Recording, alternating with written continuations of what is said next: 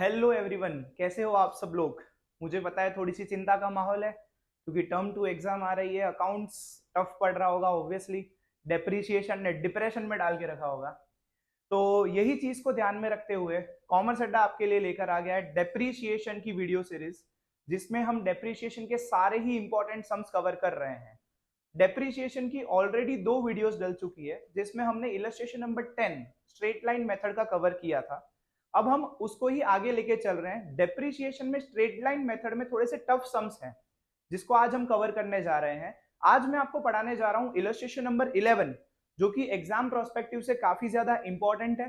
Exam में mostly ये आता ही है।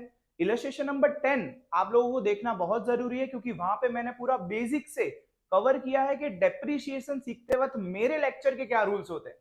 तो मैं आपको एक ही चीज कहूंगा, अगर अभी तक आपने वो वाली वीडियो नहीं देखी है, पहले वाली पार्ट 1, तो आप पहले उसको देखिएगा, देन आपको ये वीडियो में ज्यादा अच्छे से समझ आएगा।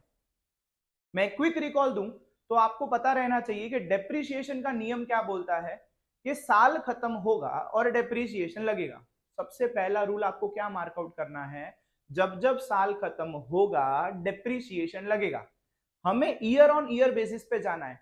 बहुत सारे बच्चे गलती करते हैं कि ऐसे साइड में ईयर नहीं लिखते। देख सकते हो मैंने ना जो भी सम किया होता है वहां पे मैं ईयर लिख के रखता हूँ।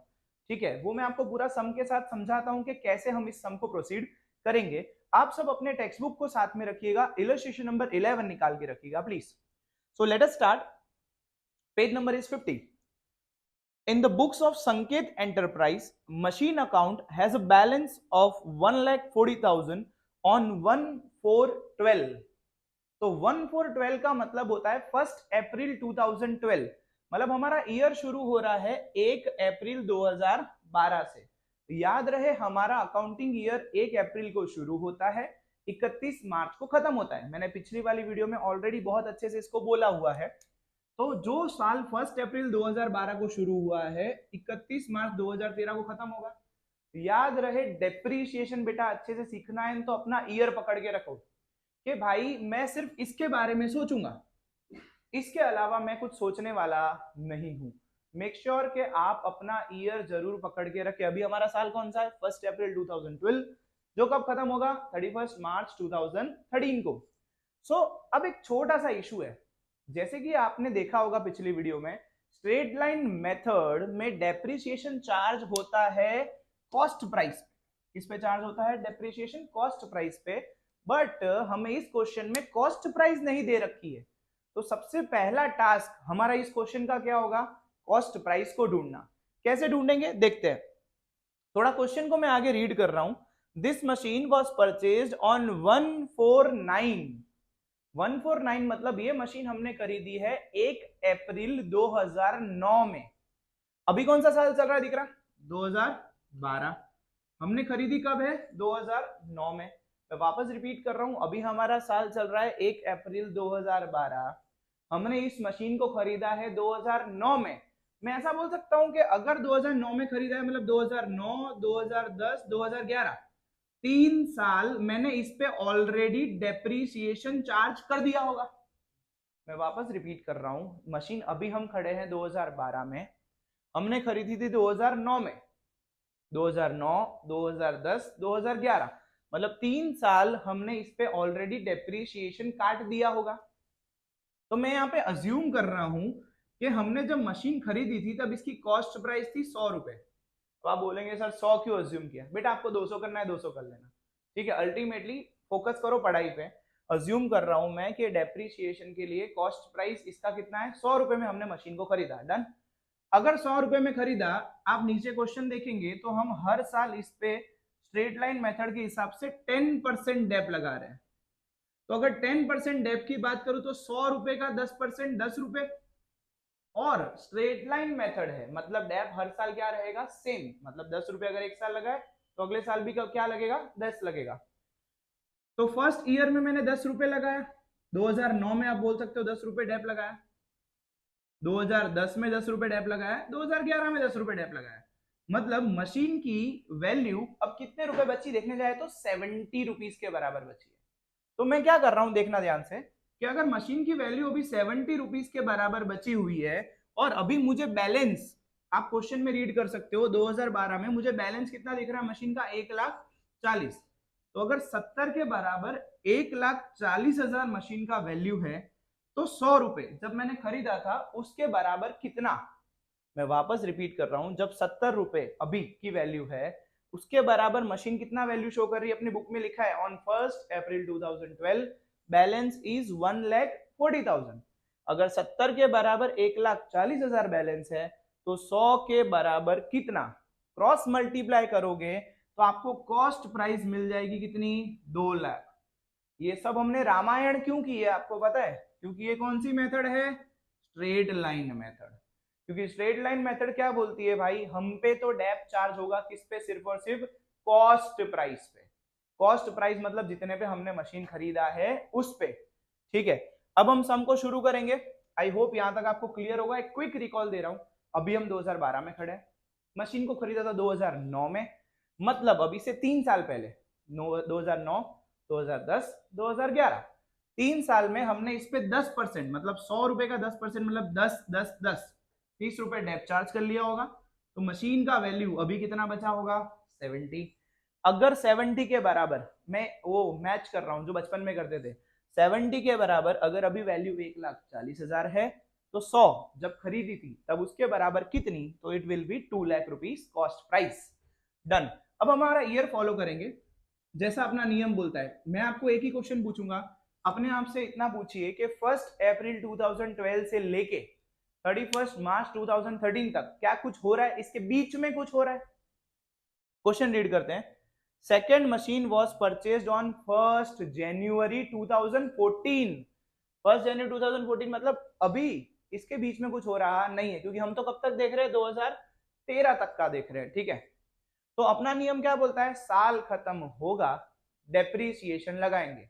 अगेन आई रिपीट, अपना नियम क्या बोलता है, साल खत्म होगा डेप्रीसिएशन लगेगा।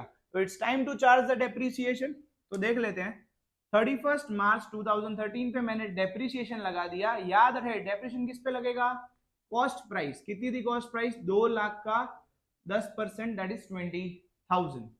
तो बैलेंस कितना बचेगा, 1,20,000। 1,40,000 में से 20 गया तो it will be 1,20,000। Again I repeat, 2 lakh cost price थी, उसका 10% कितना होता है, 20,000।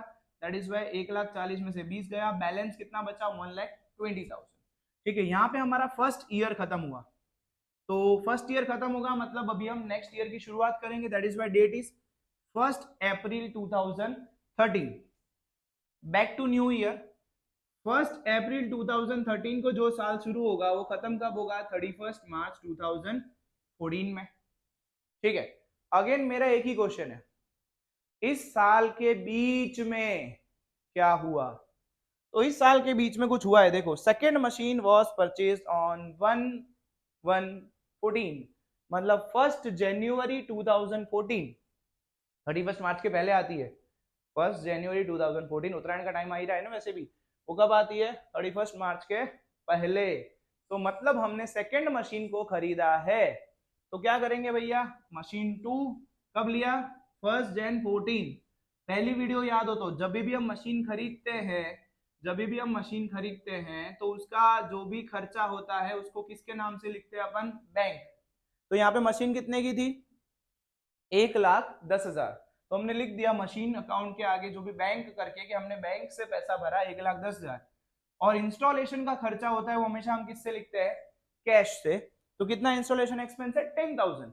तो इंस्टॉलेशन एक्सपेंस 10,000 कैश से लिखा, तो टोटल कॉस्ट प्राइस हमको कितने दिख रही है यहाँ पे, 1,20,000 रुपए। डन। ये मशीन कब खरीदी हमने, 1 जन 2014 को। अगेन मेरा आपसे सेम क्वेश्चन, क्या पूरे साल के बीच में और कुछ हो रहा है, तो नहीं। तो नियम क्या बोलता है, साल खत्म होगा डेप्रीसिएशन चार्ज करेंगे। तो साल खत्म हुआ, पहले वापस फर्स्ट मशीन पे आ जाते हैं। 31 मार्च 2014 डेप्रीसिएशन कितना होगा भैया, याद रहे स्ट्रेट लाइन मेथड है, डेप तो कॉस्ट प्राइस पे ही लगेगा, कितना, 20,000 रुपए। तो अगर 1,20,000 में से 20,000 रुपए गया वापस, बैलेंस कितना बचेगा नवे साल के लिए, ये न्यू ईयर डेट आ गया, यहाँ पे भी न्यू ईयर डेट है, यहाँ पे भी न्यू ईयर डेट है, ठीक है। तो अब नया साल में बाद में रखेंगे, पहले इधर आओ वापस। अब बेटा देखो कुछ बच्चे कंफ्यूज होते हैं, सर ये तो जनवरी में खरीदी थी, इस पे डेप अगले जनवरी में लगेगा, क्यों, मेरे पापा की शादी है। भाई याद रहे, जब भी नई मशीन खरीदेंगे, कुछ भी हो, एक्स वाई जेड, भले 10 दिन पहले खरीदी हो, पर 31 मार्च पे डेप लगाना पड़ेगा। सरकार ना तुम्हारे पापा की है ना मेरे पापा की है, 31 मार्च पे डेप लगाना पड़ेगा पड़ेगा पड़ेगा।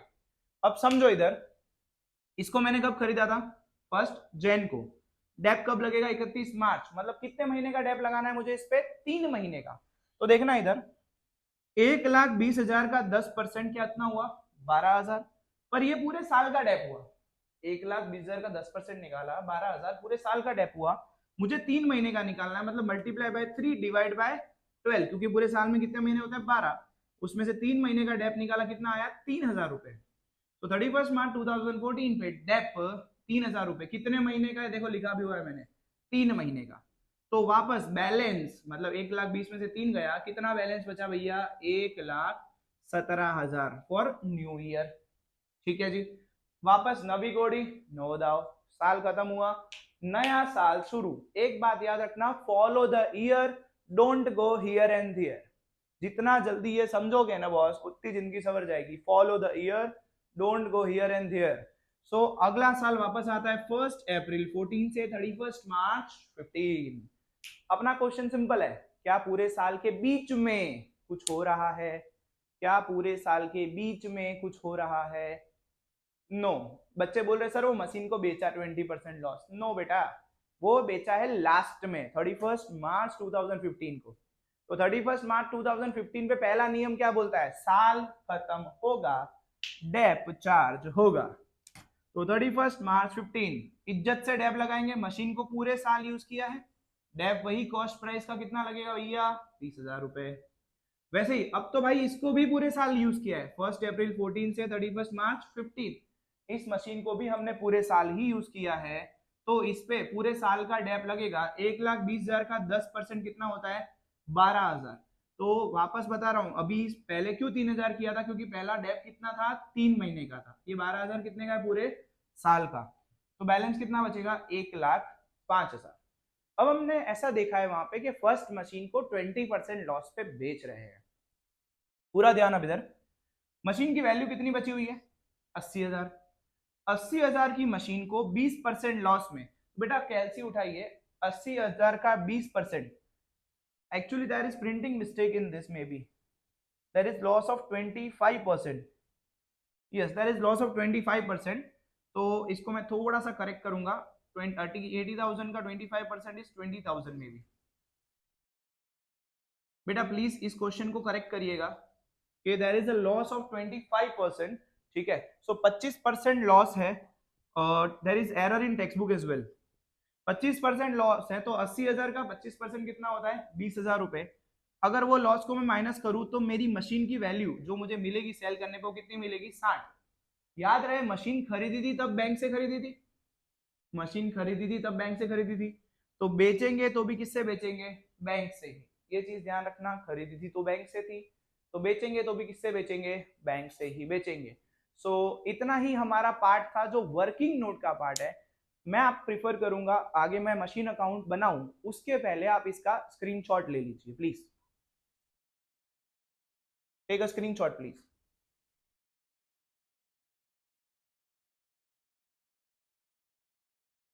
अब शुरू करते हैं बेटा मशीन अकाउंट के साथ, क्योंकि कुछ बच्चों को इसमें दिक्कत होती है। मैंने पिछली वीडियो बनाई है मशीन अकाउंट की, अगर आपने नहीं देखी तो प्लीज पहले मेक श्योर कीजिएगा। उसमें मैंने बताया था कि मशीन बढ़ रही हो तो हम डेबिट करेंगे, और कम हो रही हो तो क्रेडिट करेंगे। मेक श्योर कीजिए कि मशीन की वैल्यू जब जब बढ़ रही हो हम डेबिट करेंगे, मशीन की वैल्यू कम हो रही हो तब हम क्रेडिट करेंगे। मशीन बढ़े तो डेबिट, कम हो तो क्रेडिट। तो हमारा सम शुरू हुआ था 1 अप्रैल 2012 से, तो हम उसी पे ही जाएंगे वापस, दैट इज 1 अप्रैल 2012। तो यहाँ पे शुरू हो जाएगा 2012 1 अप्रैल, मशीन का बैलेंस 1,40,000। कुछ बच्चों को डाउट आता है, सर अगर 1,40,000 ही यूज करना था तो ये 2 लाख निकाला क्यों। भैया वो 2 लाख इसलिए निकाला, मैं वापस बता रहा हूं, हम स्ट्रेट लाइन मेथड में है। स्ट्रेट लाइन मेथड क्या बोलती है कि डेप्रिसिएशन किस पे चार्ज होता है, कॉस्ट प्राइस पे। तो डेप्रीशिएशन की अमाउंट निकालने के लिए 2 लाख वाली मजदूरी करनी पड़ी, बाकी मशीन की वैल्यू अभी भी 1,40,000 ही है, ठीक है। तो ईयर ऑन ईयर बेसिस पे जाएंगे, 2012 फर्स्ट अप्रैल पे 1,40,000 है, साल खत्म होगा, क्या लगने वाला था अपना डेप, वर्किंग नोट साथ में रखिएगा प्लीज। साल खत्म होने पे डेप लगने वाला था, डेप का मतलब होता है मशीन की वैल्यू का कम होना, कम होना मतलब इसलिए 20,000 वो कौन सी साइड पे अपन ने लिख दिया, क्रेडिट साइड पे, क्योंकि मशीन की वैल्यू डेप्रिसिएशन का मतलब होता है क्या है, मशीन की वैल्यू कम हुई। तो अब इसको याद रहे, मशीन अकाउंट को हर साल क्लोज करना पड़ता है, क्लोज मतलब जैसे कि फर्स्ट ईयर कंप्लीट हुआ 1 अप्रैल 2012 से 31 मार्च 2013, जैसे जैसे साल खत्म होता है इस मशीन अकाउंट को क्लोज करना पड़ता है। डेबिट साइड का टोटल है 1,40,000, क्रेडिट पे है 20, 1,40,000 में से 20 गया, what will be the difference, 1,20,000। तो ये आपका बैलेंस हो जाएगा 31 मार्च 2013 पे। याद रहे इस साल का क्लोजिंग अगले साल का क्या बन जाता है, ओपनिंग। तो इसको अपोजिट साइड पे ट्रांसफर करेंगे, इस साल का क्लोजिंग अगले साल का क्या बन जाएगा, opening, we will transfer it on the opposite side. यहां से क्रेडिट है तो अगला कहां पे चला गया, डेबिट पे 1,20,000 टू बैलेंस ब्रॉट डाउन। अब अगेन हमने इस साल की बात करेंगे 1 अप्रैल 2013 से 31 मार्च 2014। तो वर्किंग नोट में चेक करोगे तो हमने एक नई मशीन खरीदी है, नई मशीन खरीदी मतलब मशीन बढ़ी, मशीन बढ़ी मतलब कौन से साइड पे आएगा, ऑब्वियसली डेबिट साइड पे। तो क्या लिखूंगा देखना, टू बैंक जो मशीन का वैल्यू था वो 1,10,000, जो इंस्टॉलेशन था टू कैश दैट इज 10,000। तो टोटल करूंगा जब मैं तो 2,40,000 रुपए इस साइड का टोटल हुआ। अगेन साल खत्म होगा, अपन क्या लगा रहे थे, डेप, डेप्रिसिएशन का मतलब क्या हुआ, डेप्रिसिएशन का मतलब क्या हुआ, मशीन की वैल्यू का कम होना, कम होना मतलब वो कौन सी साइड पे जाएगा, क्रेडिट साइड पे। क्रेडिट साइड पे अब ध्यान रहे फर्स्ट मशीन का डेप है 20,000, आप वर्किंग नोट साथ रखिए, you will get better idea. First machine का डेप है 20,000, सेकेंड का है 3,000, क्योंकि इस पे 3 महीने का डेप लगा था, दोनों को जोड़ के मैं लिखूंगा डेप्रिसिएशन कितना लग रहा है, 23,000। अगेन सेम प्रोसेस, साल खत्म होगा तो अपने इस अकाउंट को भी क्या कर देंगे, क्लोज। कैसे क्लोज होगा बेटा, डेबिट का टोटल कर रहा हूं, इट इज अराउंड 2,40,000, 2,40,000 में से जब ये 23,000 को मैं माइनस करूंगा तो I will get A difference of 2,17,000। Again यहाँ पे जो क्रेडिट है क्लोजिंग बैलेंस वो अगले साल का क्या बन जाएगा, ओपनिंग। इस साल का क्लोजिंग अगले साल का बन जाएगा ओपनिंग। सो 2,17,000 रुपए टू बैलेंस ब्रॉट डाउन करके लिख दिया। अगेन इस साल में भी क्या हुआ है, कुछ भी नहीं, साल खत्म होगा, डेप्रिसिएशन चार्ज होगा, डेप का मतलब होता है मशीन की वैल्यू का कम होना। पहली मशीन पे 20,000 डेप लगा हुआ है 31 मार्च 15 पे, दूसरी पे 12,000 लगा हुआ है, तो टोटल डेप्रिसिएशन हो गया 32,000 रुपीज, ठीक है। 32,000 डेप्रिसिएशन लग गया। और भी इस साल में कुछ हो रहा था, हमने मशीन को बेचा है लॉस में, तो याद रहे मशीन बिक रही है, बिक रही है मतलब मशीन हमारे पास से कम हो रही है। मैं वापस रिपीट कर रहा हूं, मशीन बिक रही है, बिकने का मतलब हमारे पास से मशीन का कम होना, कम हो रही है, इसलिए वो कौन सी साइड पे है, मशीन अकाउंट के क्रेडिट साइड पे, बाय बैंक अकाउंट करके कितना लिखा हुआ है, 60,000। क्यों क्रेडिट पे लिखा है वापस समझना, मशीन का बेचना मतलब मशीन का हमारे पास से कम होना, जाना आप जिसको बोल लो, इसलिए उसको कौन सी साइड पे लिखा हुआ है, बैंक अकाउंट करके क्रेडिट साइड पे। वैसे ही by profit and loss account loss, क्योंकि बेटा लॉस का मतलब भी क्या हुआ, मशीन की वैल्यू अल्टीमेटली वापस क्या हुई, कम, तो इसलिए लॉस को मैंने कौन सी साइड पे लिख दिया है, क्रेडिट साइड पे। इसी जगह पे प्रॉफिट हुआ होता तो मैं कौन सी साइड पे लिखता, डेबिट साइड। मैं वापस रिपीट कर रहा हूं, इसी जगह पे प्रॉफिट हुआ होता तो मैं कहां पे लिखता, डेबिट साइड पे लिखता। लॉस है इसलिए मैंने कौन सी साइड पे लिखा है, क्रेडिट साइड। क्यों, मशीन की वैल्यू लॉस की वजह से क्या हुई है, कम, प्रॉफिट की वजह से मशीन की वैल्यू क्या होती है, बढ़ती, लॉस की वजह से कम हुई है, इसलिए I have written it on the credit side. Again वही सेम मेथड, साल खत्म होगा, ईयर को क्लोज करेंगे, 2,17,000 इसका टोटल हो रहा है, उसमें से आप क्रेडिट साइड के ये तीनों को माइनस करेंगे, you will get difference of 1,05,000। जो हमारी वर्किंग नोट में भी सेकंड मशीन का डिफरेंस 1,05,000 ही था। अगर बेटा आप इतना अच्छे से करेंगे, 6 मार्क का डेप्रिसिएशन का क्वेश्चन आता है आपके टर्म में, फाइनल में, आप जहां बोल लो, और फिर भी आपको कुछ डाउट्स होंगे तो अभी हमारी और 2 वीडियो आनी बाकी है, 2 सम्स की वीडियो आनी बाकी है। Make sure to follow Commerce Adda on YouTube and Instagram as well. Thank you for watching.